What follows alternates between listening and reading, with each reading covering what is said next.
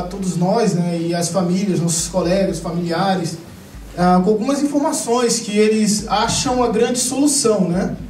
Que já foi dito aqui, a questão de menoridade penal, pena de morte e algumas outras coisas assim, né? Então você imagina só a pena de morte como seria no Brasil, né?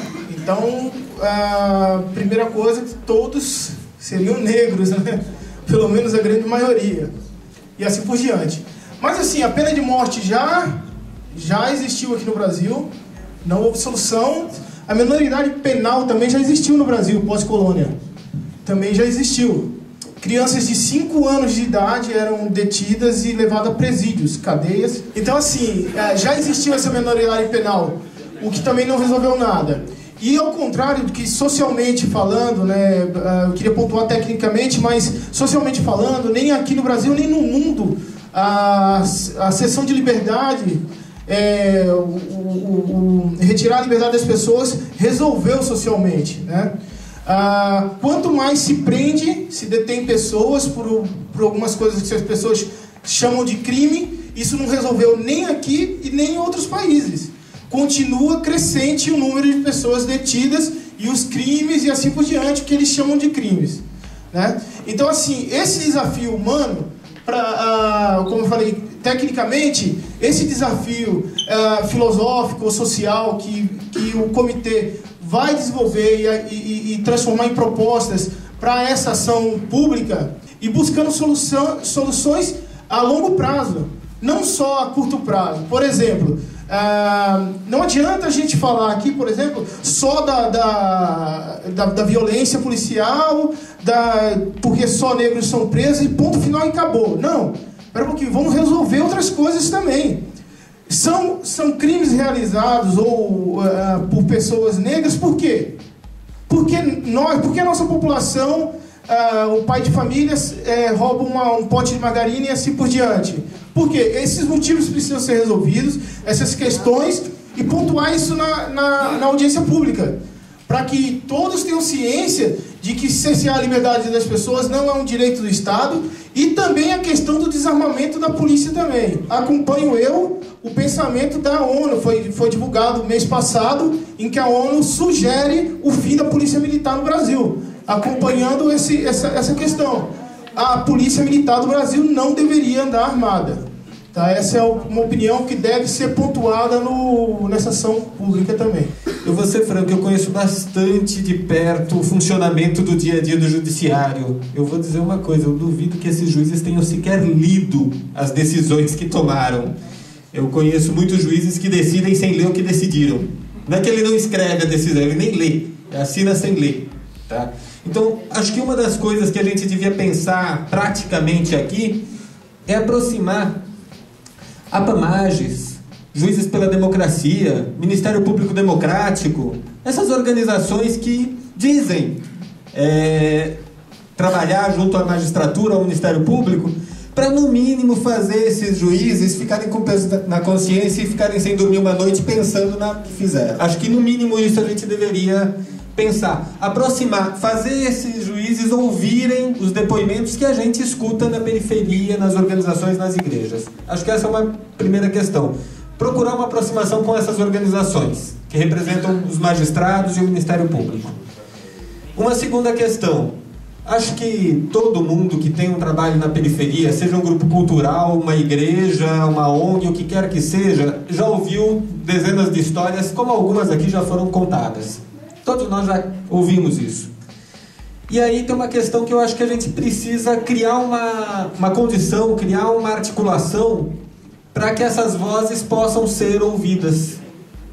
De alguma maneira, me parece impossível pedir para a pessoa que já é vítima da violência do Estado confiar no Estado na hora de denunciar. Me parece improvável que a pessoa acredite. É outra violência e é inócuo. A questão é como é que nós, organizações da sociedade civil, podemos articular uma rede, articular uma base de dados, enfim, alguma coisa que registre, documente e dê voz para tudo isso que a gente ouve, mas que a gente também não tem como denunciar, como levar adiante. Que mecanismos, que sistemas a gente pode criar para isso, junto com a Defensoria Pública, junto com o Ministério Público, junto com quem quer que seja, mas para sistematizar, documentar e registrar esses depoimentos, independente do Estado. Para o nosso diálogo, que é a discussão das drogas, tá? Para finalizar, por que não se enfrenta a mortalidade da juventude negra com essa política de drogas que está aí? A guerra às drogas é um dos principais elementos que cria essa mortalidade e o encarceramento em massa. Então, para discutir uma política de enfrentamento, nós precisamos debater a descriminalização ou legalização das drogas para que a gente possa enfrentar de fato esse debate. As instituições não têm feito esse debate aqui, né? Muito pelo contrário, as instituições têm se eximido desse debate, né? Esse último período aqui de genocídio, de continuidade de genocídio que está acontecendo aqui em São Paulo, né, quem chamou esse debate foi os movimentos populares, né, e aí tensionaram para que as instituições passassem a assumir esse debate. Então, é um debate que nos deixa muito fragilizado, é um debate que a gente sabe que, por exemplo, a gente hoje caminha aqui em São Paulo para algo muito parecido com o que aconteceu no Rio de Janeiro. Nesse momento, nós entendemos que começa a ter, de fato, crime organizado em São Paulo, porque é uma relação entre o Estado e o crime. Agora nós temos crime organizado em São Paulo, isso e não somos só nós que estamos falando, né? Todas as pessoas sérias e quem tem investigado têm dito isso, e isso não é qualquer coisa, gente, isso é muita coisa, né? Agora, penso que essa estruturação da violência no Estado, a gente tem que pensar ela com o carinho que deve ser pensado e a profundidade que deve ser pensado. Porque nós somos, né, herdamos numa suposta democracia que não existe, evidentemente, né, toda uma estrutura militarizada e que disseminou a violência de forma, né, descontrolada, né? Nós somos herdeiros da ditadura militar, de uma construção que se sedimentou na ditadura militar e que a gente não consegue superar, e que o Estado Democrático de Direito não garantiu absolutamente nenhum avanço nesse sentido, porque se tivesse garantido,